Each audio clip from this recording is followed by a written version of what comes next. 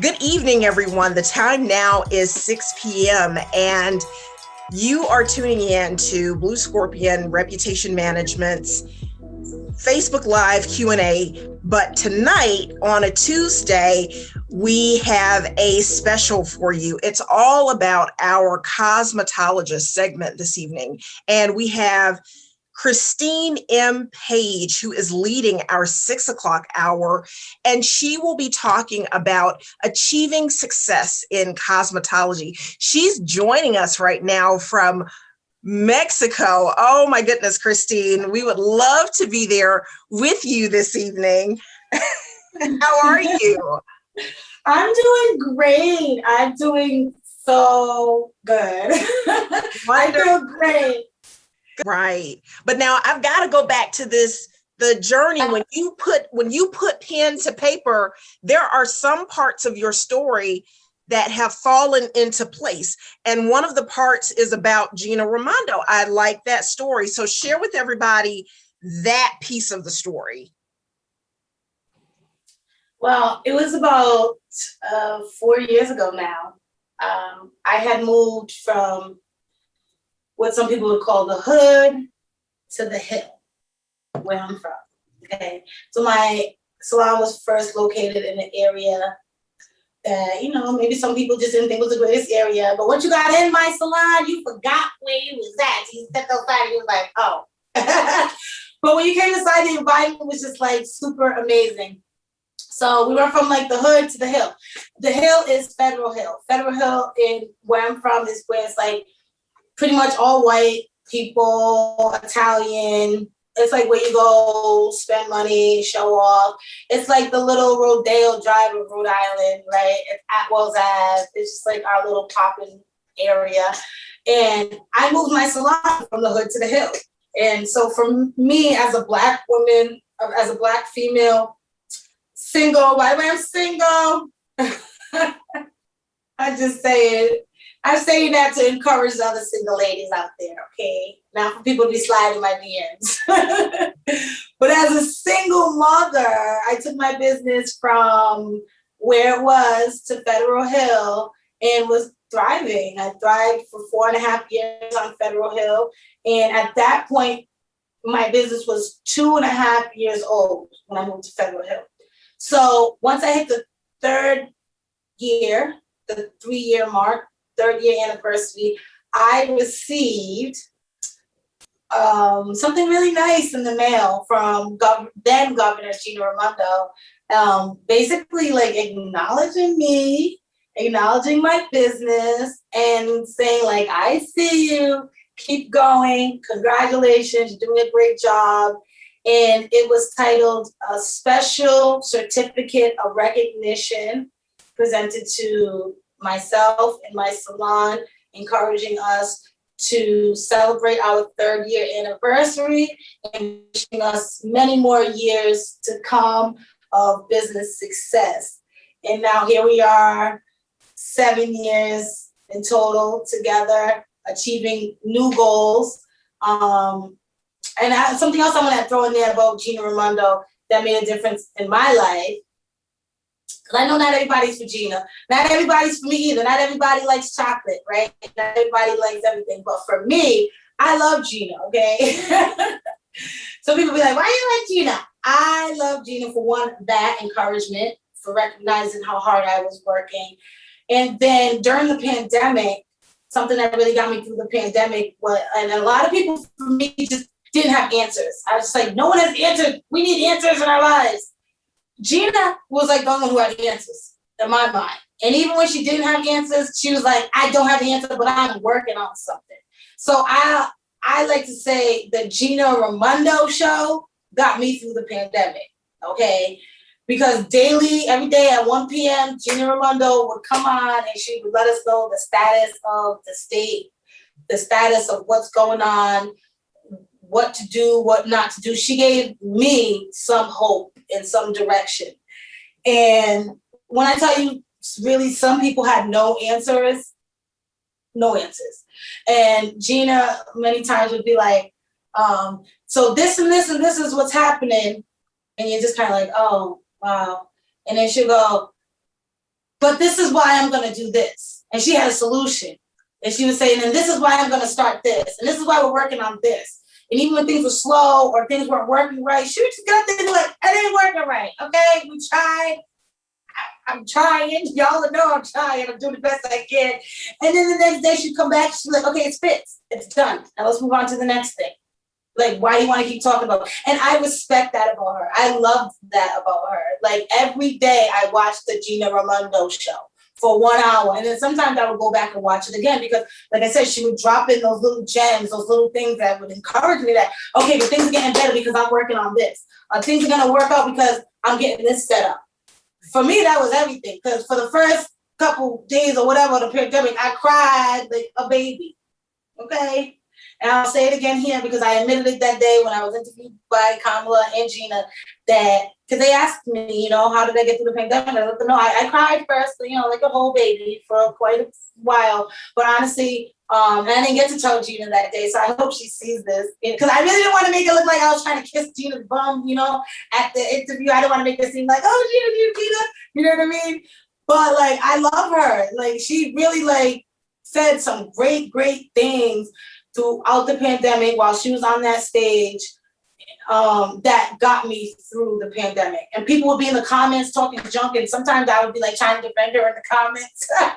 I'm like, talk about Gina. You don't know her job, what she got to do. You know, people like to talk about the boss, but they have no idea what it's like to be a boss. Like, you don't know what that lady's dealing with. Like, you don't know the whole picture. Like, how do you just jump in the comments and talk like that? But for me, she was like a great inspiration. And then to see her be chosen by Biden and by the White House to lead the country in the same way or similar way that she led Rhode Island to be a successful place of thriving small businesses, I'm super excited for her. I'm so excited for her. And the other thing about Gina Raimondo is she brought a program to Rhode Island called the Goldman Sachs 10,000 Small Businesses Program. She brought that program to Rhode Island. And because of that program, you know, I have so many because of, you know, like there's so many things that added to my success, but also because of that program, I was able to start Bliss Medical Hair Replacement Center. That program gave me the courage to really start that program, to start that business. Like I said, I started that business during the pandemic. That was my pivot. That Goldman Sachs program, you know, I want to really thank Gina Raimondo for bringing that to Rhode Island, because that just, like, if I could plug it right now, I want to plug it. And I ain't being paid to plug this, okay? I want to plug it because it changed my life, like how Paul Mitchell's school changed my life back 15 years ago. This Goldman Sachs program really changed my business mindset. It really showed me that, you know, you can be scared and still move forward. You got to grow your business. And then these are the different ways you can grow your business. And they just showed us like so much. As much as Gina brought the program to Rhode Island, I actually got into the program because I received a call from the mayor, okay, Jorge Elorza at the time.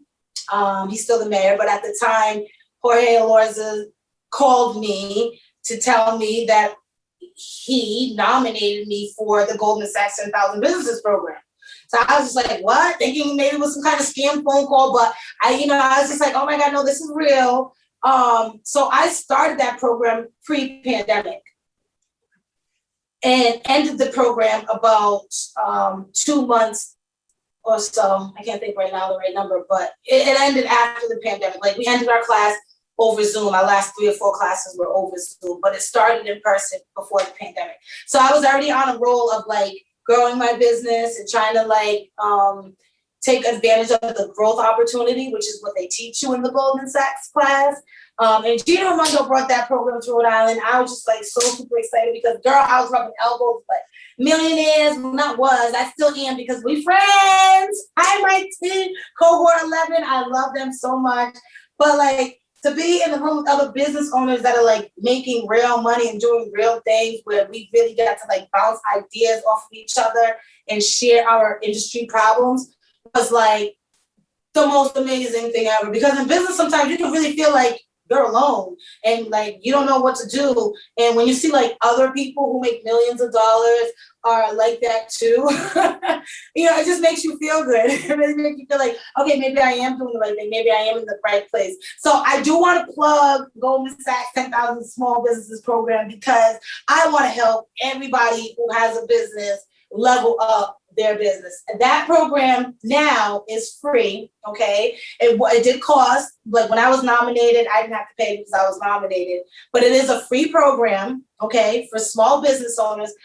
Back then, you had to make at least 6 figures to be accepted into the program. I believe they've lowered that. So I think as long as you've been in business for at least, I think, a year or 2, then you can sign up because it's about growing your business, not about helping you start a business. So this program is for businesses that are already like going, you're surviving. How do we help you grow and especially sustain throughout COVID? Right now, they're offering the program, it's nationwide, okay?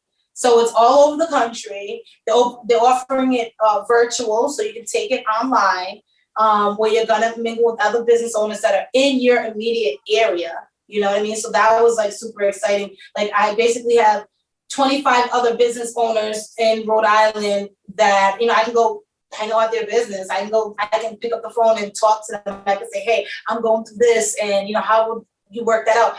Like that's what that program sets you up for and puts you in connection with. So I'm going to make sure, actually today, oh my God, yes, today, June 1st, today is the deadline at midnight to go online and sign up for the next class, the next cohort. They call the class a cohort. So today, June 1st, midnight, is the deadline to sign up. Now, when you sign up, all you have to do for today is it's like a 5-minute, it's only gonna take you 5 minutes to sign up. The rest of the information that you have to do to like get into the class, they'll work on, that with you and getting that information, but you don't have to provide all that to sign up for the class. So basically you go to, I'm going to grab the website for you guys because I'm just like so excited. I have to share this information because I don't like people thinking like I just come up with all these ideas and do all these things and have all this success like on my own. Absolutely not. I can dump a truckload of names of people and places and resources that have really helped me get to where I'm at. So if you go to 10KSB, so that's 10KSB, apply, apply.com. That's it. 10ksbapply.com is where you go. And it takes 5 minutes. It's a 5-minute application online. By midnight tonight, you'll be considered for the fall cohort. But if for some reason you're not able to go online tonight or you don't get into the fall cohort, you can get into, they hold these classes like 2 or 3 times a year. So you can get into the next class.